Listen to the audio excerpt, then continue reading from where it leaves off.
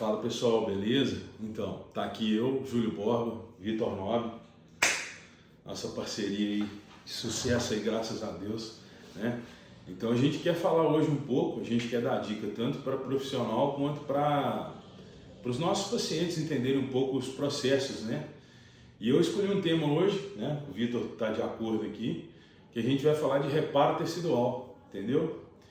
E é muito importante saber sobre as fases de cicatrização, as fases do processo de reparo, para você intervir na hora certa, entendeu? Porque se você intervir na hora que não for a hora correta, você vai precipitar de alguma forma algum processo que vai resultar num resultado insatisfatório.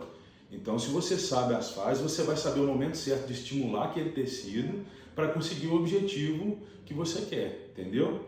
Fala um pouco aí, Vitor. E isso é o fator determinante para o sucesso ou não do seu tratamento, né? Exatamente. Porque você fazendo a coisa certa na hora certa é o que a gente precisa o tempo todo. É isso aí. Então, a gente tem que saber muito como o nosso corpo se comporta em cada fase para a gente ter atuação direta. Exatamente. E nessa fase inicial, né, que ocorre a destruição, né, Vitor? Primeiro passo ali da lesão, nós vamos falar um pouco do... Vamos pegar um para dar um exemplo. Qual tecido, Vitor? Vou pegar uma lesão comum, né? Um entorse de tornozelo. Um entorse de tornozelo, por exemplo, né? A pessoa torceu o tornozelo, é normal ter aquele inchaço pós você ter um entorse, né? Claro que depende do grau, né? A gente tem 3 graus hoje na literatura aí, mas vamos simular aí um entorse grau 2, né? Aí é uma coisa importante, assim, a gente está falando da recuperação tecidual após um trauma.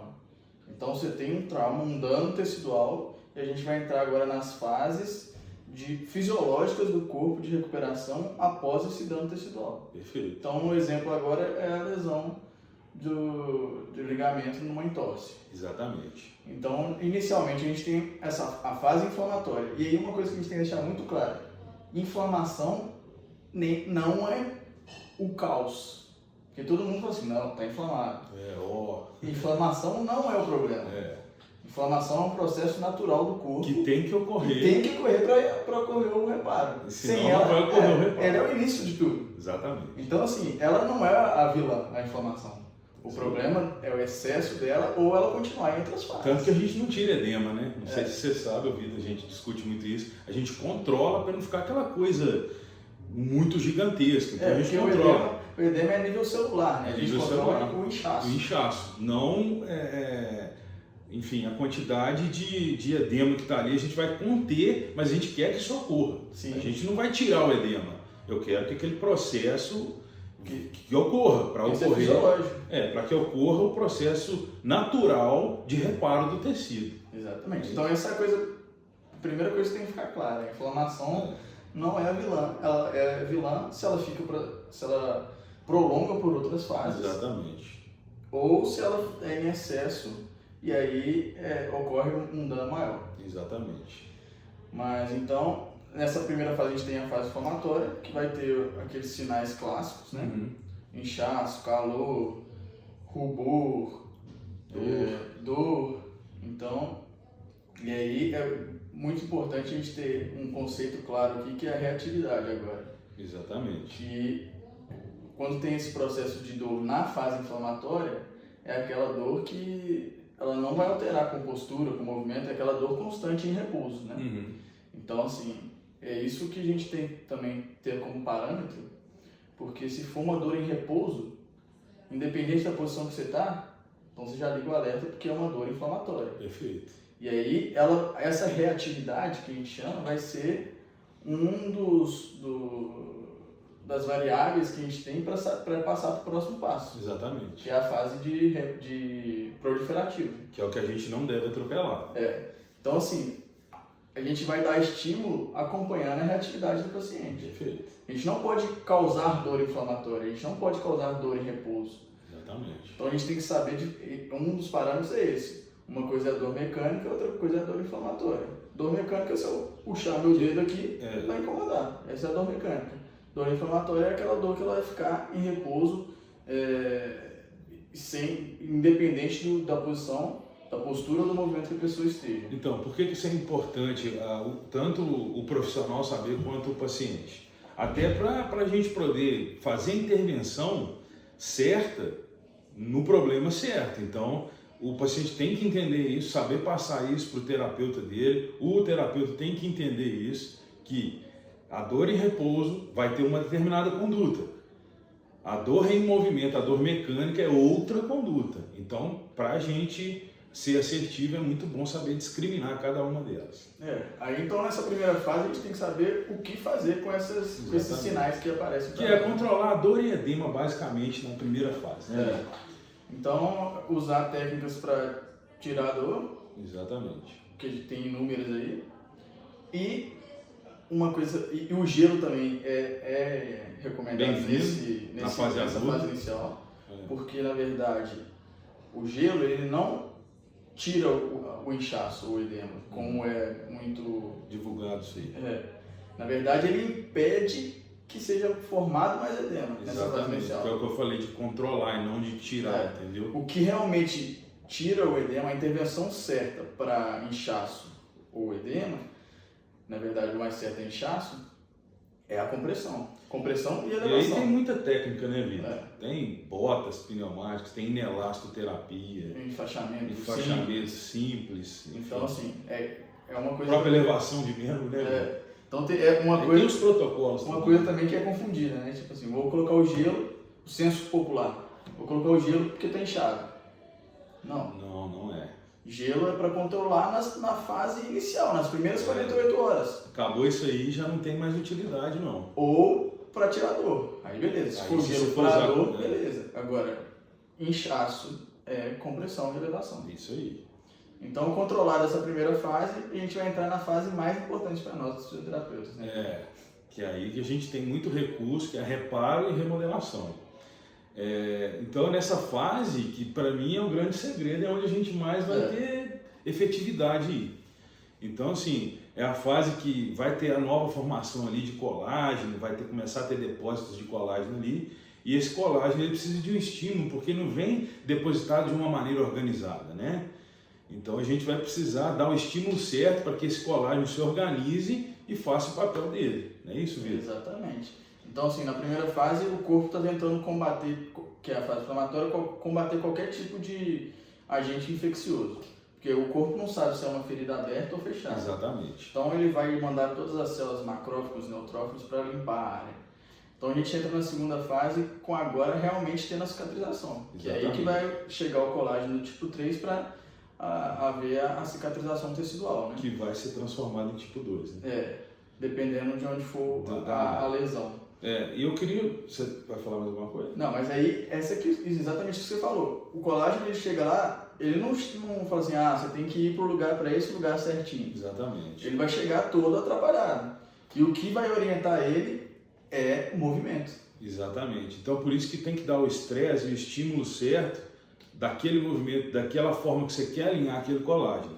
Eu falo isso muito, eu dou muito exemplo. Eu gosto muito de dar, Vitor, o exemplo do LCM e do calcâneo, né, do tendão de Aquiles, porque quando a gente percebe, é muito fácil para vocês entenderem nesse exemplo, porque, por exemplo, o LCM, quando a pessoa tem uma lesão de LCM, o LCM ele recebe estresse em vários sentidos, né? Então, em várias posições. Então, ele realmente tem que ser organizado, trançado, tem que ser, o colágeno dele tem que estar depositado com estresse em várias direções, né? Porque aí você vai ter mais segurança e ele vai poder receber o estímulo e ele vai estar preparado para aquilo. Por exemplo, já no tendão do calcâneo, né, Vitor, que a gente discute muito, ele vai receber sempre nessa direção, crânio caudal, né? Sempre esse. Então, por exemplo, para mim alinhar a fibra já do tendão de Aquiles, eu já vou dar um estímulo mais nessa direção.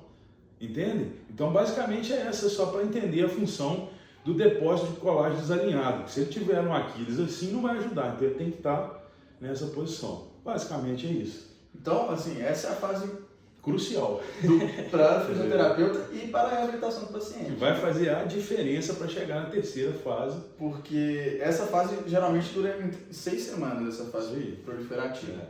Então, assim, aí entra também naquilo que a gente falou. Isso também é questão de literatura, né? Porque em média, né? Ainda é uma média, tá? A literatura, igual a fase aguda de 1 a 7 dias, pode chegar até Sim, e elas também não são não necessariamente vai durar 7 dias, vai durar 14 a 21 dias, né? Igual tem na literatura. E isso elas é para você ter. si, eu falo o seguinte, protocolo, gente, a gente deve individualizar o protocolo. A literatura está aqui para te dar uma base e dá mesmo. Eu não fujo da literatura, porém, a gente tem essas adaptações devido às individualidades biológicas, tá certo? São poucas diferenças aí também. E as fases também se intercalam, não quer dizer que eu acabei inflamatório e... Aí vai começar certinho a fase, não existe isso. E aí, chegando o colágeno desorganizado, ele chega assim, a gente fazendo o movimento ou dando o estímulo certo, entra naquilo que a gente falou. A gente vai quebrar, porque esse colágeno que chega é imaturo ainda. Então a gente vai quebrar, ele é reduzível.